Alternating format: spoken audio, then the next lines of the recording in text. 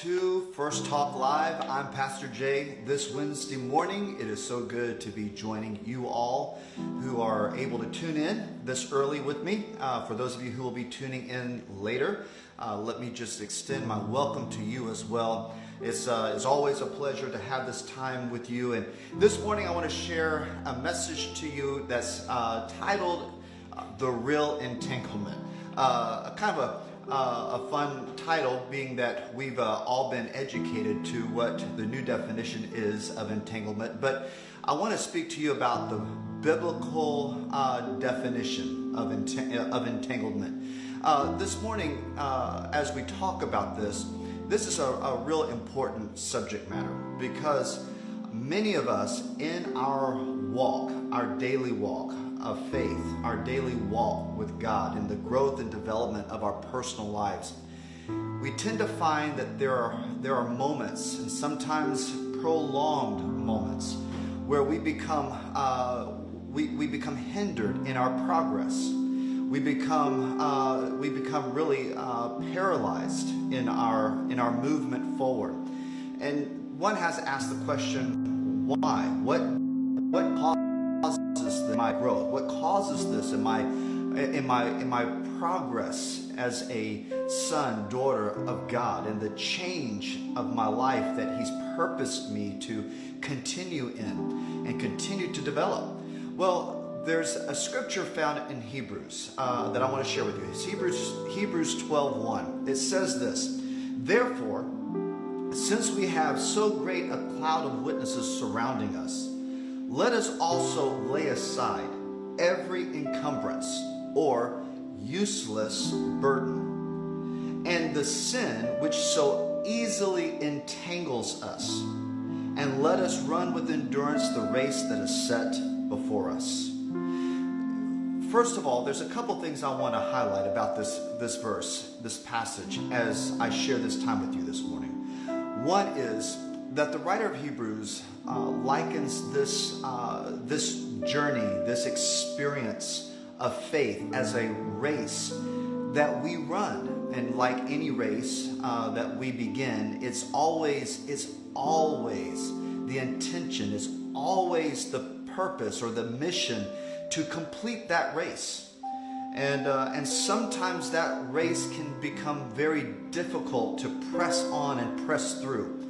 And sometimes we make it even more difficult than it needs to be with the things that we tend to add on to our lives, or that we get ourselves ensnared or entangled with.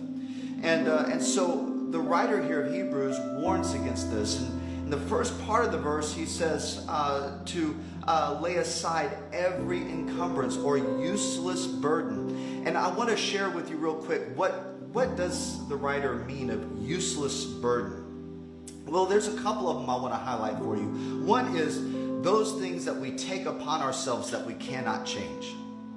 How many times do we burden ourselves, worry ourselves, stress ourselves about things, whether they're situations in our own lives or they're situations in other people's lives, those that we care about, whether they're our children or our spouses or our close friends, or maybe there's someone that we're working with and God's put them on our hearts, and there's situations they're going through, and we all of a sudden take ownership of things that are happening, situations, events, circumstances that we cannot change. But we begin to own those burdens as if they are our own. We worry about them. We stress about them. And the scripture's clear to us to lay these things aside. First of all, we have to understand that just because God has called us to maybe come alongside of someone, to walk with them through certain situations, through certain tests and trials and troubles of their life, that does not mean that we own their burden. That means that we are simply to walk, encourage, support. You and I are not God, so we should never take the burden of someone's life as if we are God and we are somehow to fix the situation for that person. When we do that, we are carrying upon ourselves a useless burden. Another form of useless burden is offenses, grudges, or resentments. a lot of times we will possess those things deep in our hearts. They become burdens to us. They become really those weights in our life that hold us down. They keep us pinned and locked to certain cycles in our life that God's trying to move us out of. But because we have these offenses, we've got these resentments, we've got these grudges that we've embodied in ourselves, and we're holding on to these useless burdens that are pinning us down and preventing us from progressing, moving forward, really experiencing the freedom, the life that God has called us into. We will get ourselves stuck, and these things are things that we need to lay aside. And the only way to lay aside such things as offenses and grudges and resentments is with forgiveness. If you do not apply and execute forgiveness in your heart to those that may have hurt you, offended you, wounded you,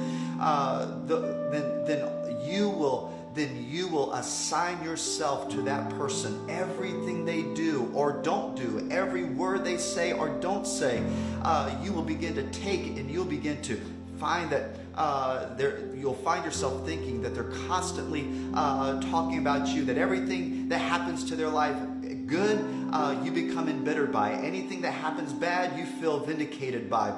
But they begin to rule your life, and they are useless burdens, not the person, but the grudges, the offenses, the resentments that you have taken on and that you're refusing to let go.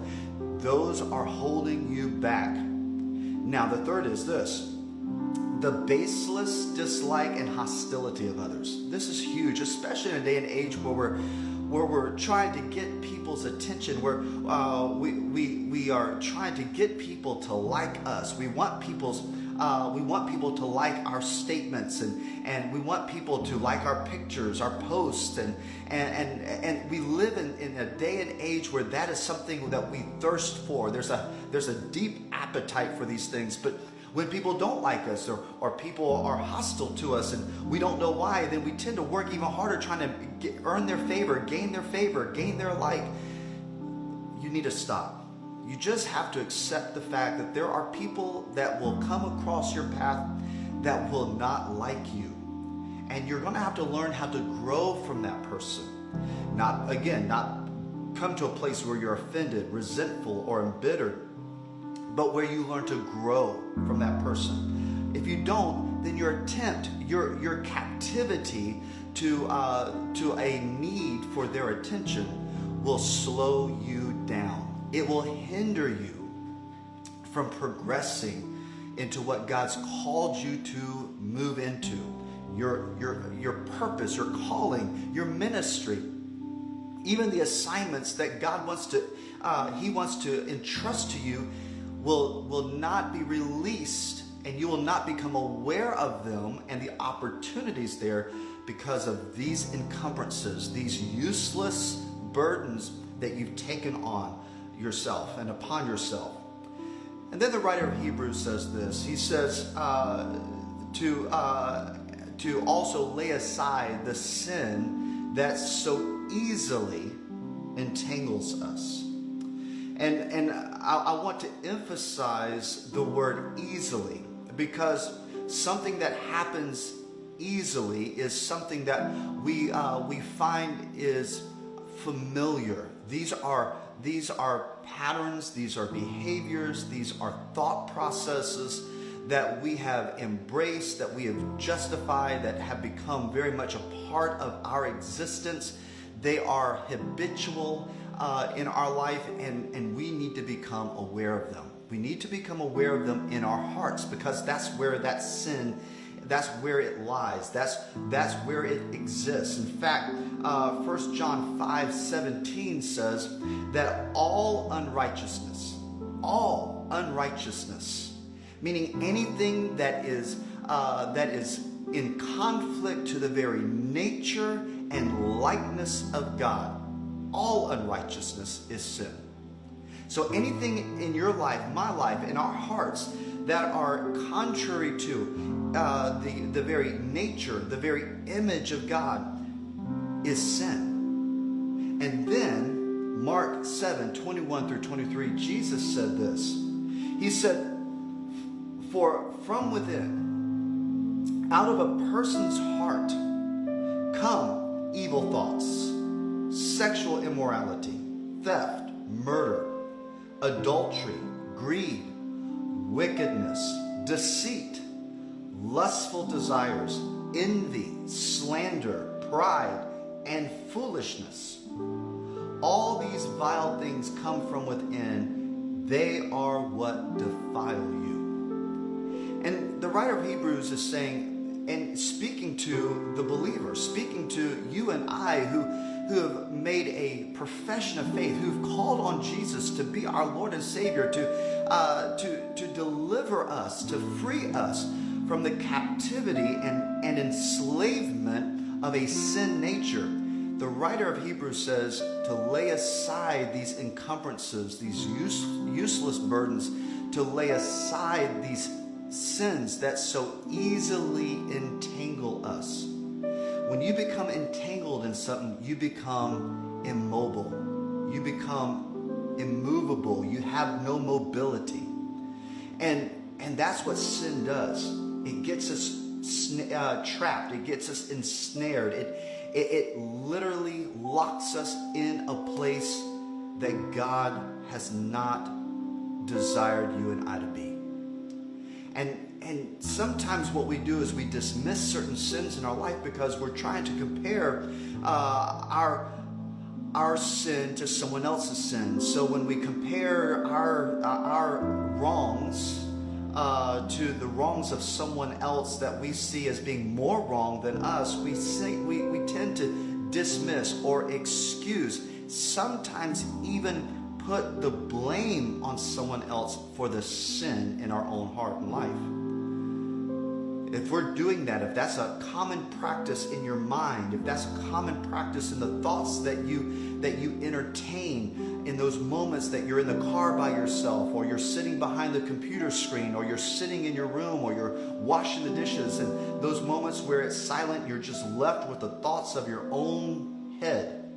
If you are moving into thoughts where you're comparing yourself to someone else and their sin to your sin, and all of a sudden their sin is a mountain and yours is just a little anthill of nothing in your own eyes. Or maybe you're putting the blame on someone else for the sin in your heart. You're excusing yourself or justifying your behavior as being the fault of someone else. As long as you and I are doing those types of things, we are left with the inability to keep running this race. And a race that you quit running, you don't finish. And that's not what God's called you and I to. He's called us to finish this race and to receive the prize. I want to share this story with you as we end, because this may help really create the visual for you. But there was a friend of mine that invited me to participate just as an observer and a support for him in the Ironman race. The Ironman race, of course, has 3 legs to the race. There's swimming, there's biking, and then there's running. It's a total of 140 miles, I believe, of this race, from swimming, biking, and running. All done in one day. You don't break this up into multiple days. It's all done in one swoop. And so I was there to support him in this race by making sure that he had the bike ready when he got out of the water, and that then when he got done with the bike part of the race, that then he didn't have to worry about that. He could carry on in the run, and then support him in the running as I stood on the sideline as he ran the 26 miles of this race. The final leg. This race on average takes a person 14 to 16 hours to complete. These people run and they compete. They take on the whole race and compete, not for necessarily a trophy at the end of the finish line, but so that they can hear the label or the title, the identity given to them, Iron Man. Not everybody receives that. Unless you in the race, you don't earn that title. And if you don't complete that race, you don't earn that title. Very few, a very small fraction, in fact, percent of people in the world receive such an honor of being called or identified as an Iron Man. Well, for you and I as a believer in Christ, this race of faith that we have begun, there are going to be moments where we are going to want to give up. There are going to be moments where we find ourselves burdened with things that are slowing us down, and it makes the race even that much more difficult. The writer of Hebrews calls us to become aware of those things and gives us the instruction to lay aside those things. Why? So we can run this race, finish it well, and at the end of it all, hear the words of our Heavenly Father. Well done, my good and faithful servant.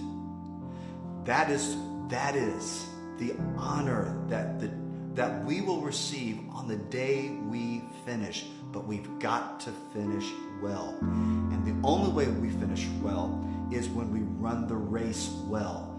You run a race well by running it all the way through. This is First Talk Live with Pastor Jay on this Wednesday morning.